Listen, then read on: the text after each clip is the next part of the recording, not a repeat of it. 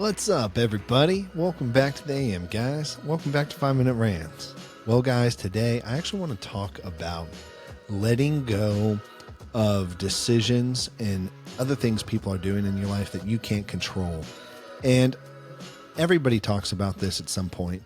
I think if you're just in the normal journey of human life, you're going to come across this. And if you are into self-improvement, you're going to come across this concept.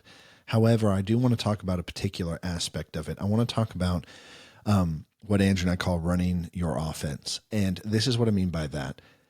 There are hundreds of thousands of things in life that you cannot control. They're not under your authority or your decision-making power to decide to do. For instance, anything that has to do with another human being, right?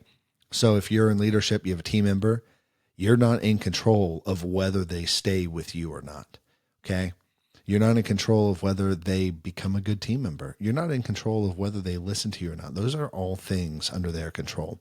If you're in sales, you're not in control of somebody signing a contract. You're not in control of somebody signing a deal and closing.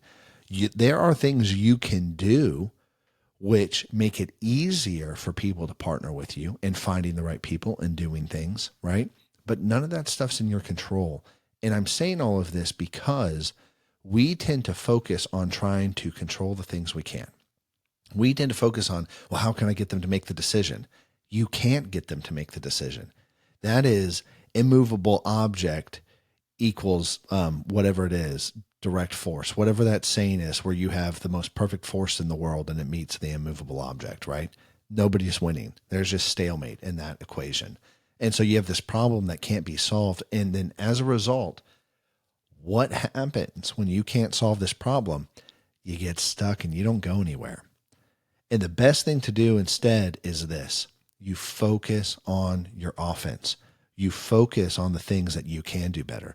You focus on becoming a better partner. If you're in sales, you focus on becoming a better partner. You focus becoming a better communicator. You focus on actually providing value to the people that you want to do business with, and then that they'll want to do business with you. You're selling a product you don't believe in? Cool. Focus on finding something that you do believe in and that you do think makes a difference.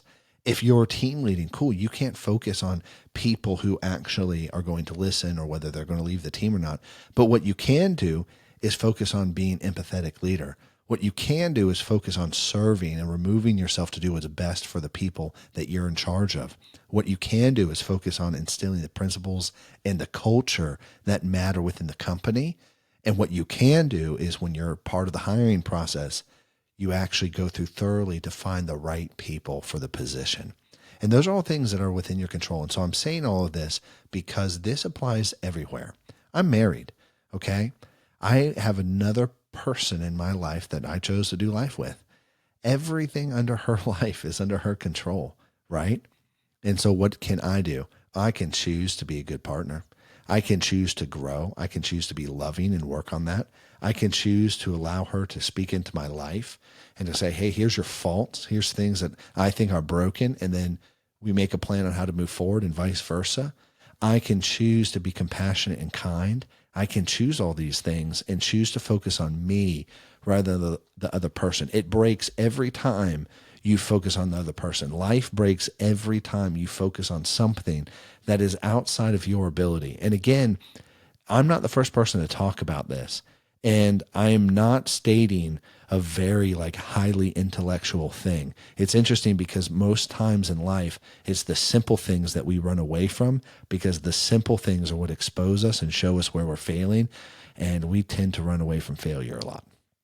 So I'm saying this because when Andrew and I started business, well, we didn't focus on the things we could control. We focused on everything else. Like, man, we want this many contracts. We need this, we need that.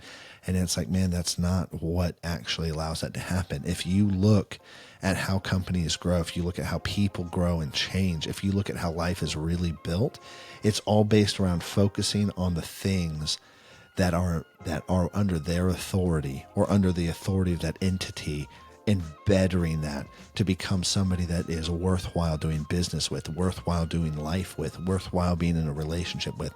Essentially put, what I'm saying is you take responsibility for you and you be responsible for the things that you should be responsible for and have ownership of it. Anyways, guys, I'm out of time, so I'll catch you later. Peace.